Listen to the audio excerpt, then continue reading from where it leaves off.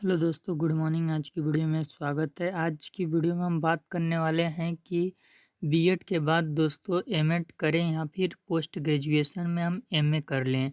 BEd course करने के बाद हमारे लिए ज़्यादा बेनिफिट क्या होगा, एमएड या एमए? किस हिसाब से हमें अपने एडवांस कोर्स का चुनाव करना चाहिए? तो एक वीडियो में सारी कन्फ्यूजन आज क्लियर होने वाली है। तो चलिए दोस्तों, वीडियो को स्टार्ट करते हैं। और अगर आप हमारे चैनल को अभी तक सब्सक्राइब नहीं किए हैं तो इस चैनल को सब्सक्राइब कर लीजिएगा। एमएड से जुड़ी लगातार वीडियो इस पे आने वाली हैं। तो दोस्तों, सबसे पहले हम यहाँ एमए को देखते हैं, मास्टर ऑफ आर्ट्स। एमए का प्लस पॉइंट क्या है? तो दोस्तों, सबसे पहले हम 10+2 के टीचर बन सकते हैं, यानी कि पीजीटी का जो फॉर्म निकलता है उसके लिए हम एलिजिबल हो जाते हैं। 12वीं का हम शिक्षक बन सकते हैं एमए कर कर। दूसरा है दोस्तों कि एमए कर कर आप नेट और जीआरएफ का एग्ज़ाम दे सकते हैं। नेट और जीआरएफ दोस्तों एक ही माध्यम से एग्ज़ाम होता है। नेट का एग्ज़ाम जो देते हैं, जिसका ज़्यादा अंक आता है उनको जीआरएफ मिल जाता है, और जिनका थोड़ा कम नंबर आता है उनको नेट मिल जाता है। नेट और जीआरएफ करके आप बहुत ज़्यादा फ़ायदे में रहते हैं। नेट करने के बाद आप असिस्टेंट प्रोफेसर के डेजिग्नेशन के लिए एलिजिबल हो जाते हैं, और जीआरएफ करने के बाद आपको पीएचडी की पढ़ाई फ्री में करने को मिलती है। तीसरा दोस्तों है कि एमए कर कर आप पीएचडी कर कर आप प्रोफेसर बन सकते हैं। तो एमए करने के बाद इस तरीके के फ़ायदे मिलते हैं। इसके बाद दोस्तों हम एमएड के फ़ायदे को देख लेते हैं, फिर दोनों के फ़ायदे को मिलाएंगे और तुलनात्मक अध्ययन के आधार पर हम देखेंगे कि कौन ज़्यादा बेहतर है हमारे लिए, एमए या एमएड। तो दोस्तों, एमएड का प्लस पॉइंट ये है कि आप पहला, अगर आप एमएड कर लेते हैं और एमएड के बाद आपका एजुकेशन सब्जेक्ट से नीट भी क्लियर है और आपने पोस्ट ग्रेजुएशन भी किसी भी सब्जेक्ट से किया है, तो आप बीएड वालों को पढ़ाने के लिए असिस्टेंट प्रोफेसर बन सकते हैं। बीएड कॉलेज में आपको असिस्टेंट प्रोफेसर की पद मिलती है। दूसरा, आप डीएलएड या बीटीसी कॉलेज में यदि आपने एमएड किया है तो आप असिस्टेंट प्रोफेसर बन सकते हैं बिना नेट और बिना पोस्ट ग्रेजुएशन के। ये सबसे बड़ा फ़ायदा है एमएड का। तीसरा, आप डाइट के भी प्रोफेसर बन सकते हैं। चौथा, आपने यदि एमएड कर रखा है तो जो टीजीटी और पीजीटी का एग्ज़ाम होता है उसमें आपको वेटेज मिलता है, आपका कुछ नंबर जुड़ जाता है।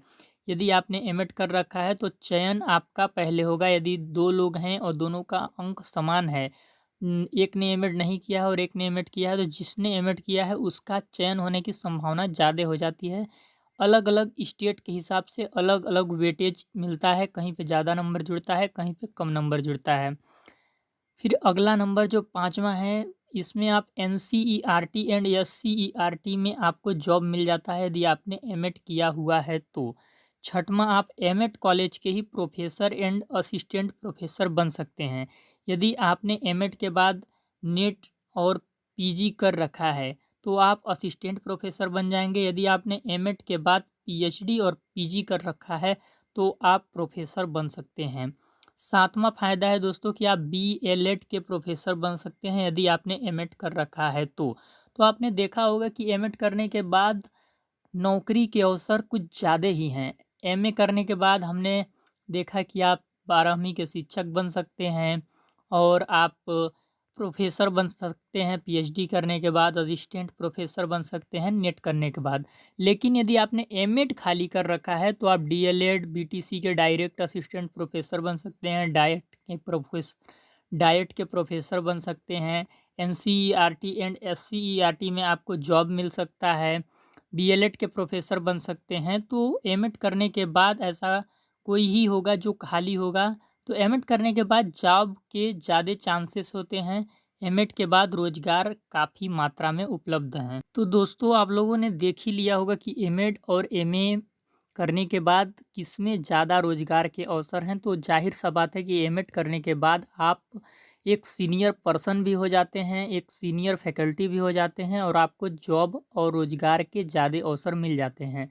तो इस हिसाब से यदि कंक्लूजन किया जाए दोस्तों, तो एमएड करना ज़्यादा बेहतर होगा। लेकिन अब हम जिस पॉइंट की बात करने वाले हैं वो पॉइंट हमारे ये बहुत ही इम्पोर्टेंट है, क्योंकि अब हम बात करने वाले हैं अकॉर्डिंग टू फाइनेंशियल कंडीशन। जो छात्र होते हैं उनके पास उनकी फाइनेंशियल कंडीशन क्या है, इसके हिसाब से भी एमएड और एमए करने की संभावना बन जाती है। देखिए, बहुत सारे छात्र ऐसे होते हैं जिनके पास पैसे की दिक्कत होती है और आपको पता होता है कि एमएड करने के लिए 1 लाख रुपए लग जाते हैं यदि आप प्राइवेट कॉलेज से एमएड करते हैं। गवर्नमेंट कॉलेज से एमएड बहुत कम छात्रों को ही मिल पाता है। तो यहाँ पे हम प्राइवेट कॉलेज को लेकर चलते हैं और एमए करना होता है तो एमए के लिए महज 15 से 20 हज़ार रुपये लगते हैं। तो एमए कभी भी कोई कहीं से भी डिस्टेंस से भी कर सकता है। तो इस हिसाब से एमए को यदि हम बाद में भी करें तो हमारे लिए उतना दिक्कत नहीं है। कोई भी सोचता है कि कठिन चीज़ों से पहले सामना कर लिया जाए, तो यदि किसी तरह हम एमएड पास कर लेते हैं तो फिर एमए करना थोड़ा आसान हो जाता है। लेकिन क्या होता है कि हम बीएड किए हैं, बीएड में पहले से ही 1 लाख के करीब हमारा पैसा लग चुका होता है, इसके बाद तुरंत फिर 1 लाख लगाना हो तो छात्रों के लिए थोड़ी समस्या होती है जो गरीब छात्र हैं। तो मैं यहाँ पर उनके लिए बेहतर कंक्लूजन इस वीडियो में देने वाला हूँ कि आप यदि बीएड कर लिए हैं और आपके पास पैसे की समस्या है तो आप बिना सोचे समझे एमए में नाम लिखवा लें। आप एमए अपने उस सब्जेक्ट से कर लें जो सब्जेक्ट आपका ग्रेजुएशन में रहा है। और एमए दोस्तों 2 साल का होता है। उन 2 साल में आप कहीं पे शिक्षक के पद पे रहकर कार्य कर कर या कोचिंग पढ़ाकर या ऑनलाइन प्लेटफ़ॉर्म पे अपना क्लास वगैरह दे के या कुछ भी कर कर आप पैसे अर्न कर लीजिए, ताकि आपका जैसे ही एमए फाइनल हो तो आप एमएड करने के लिए तैयार रहें। आपको उसमें फाइनेंशियल कंडीशन आपके जो हैं वो स्ट्रॉन्ग हो, आपको किसी भी प्रकार की आर्थिक कोई भी दिक्कत ना हो। तो इस वीडियो से हमें क्या पता चलता है कि हम एमएड करें या एमए? देखिए, यदि बीएड करने के बाद आपकी फाइनेंशियल कंडीशन अच्छी है, आपके पास पैसे भरपूर हैं, तो आप बिना सोचे समझे एमएड कर लीजिए, क्योंकि एमएड करने के बाद आपको रोजगार के अवसर बहुत ज़्यादा मिलेंगे और आप एक एजुकेशन के फील्ड में, शिक्षा के फील्ड में आप बहुत ही सीनियर फैकल्टी कहलाएंगे। तभी तो आपको एनसीईआरटी एंड एससीईआरटी में आपको जॉब मिलेगा। जो सिलेबस बनता है इंटर का, उसमें आपको पार्टिसिपेट करने का मौका मिलता है कब? जब आप एमएड किए हों। तो एमएड एक बहुत ही बड़ा डिग्री है, पोस्ट ग्रेजुएशन की डिग्री है। तो अगर आपके पास फाइनेंशियल कंडीशन अच्छी है तो आप बिना सोचे समझे एमएड कर लें।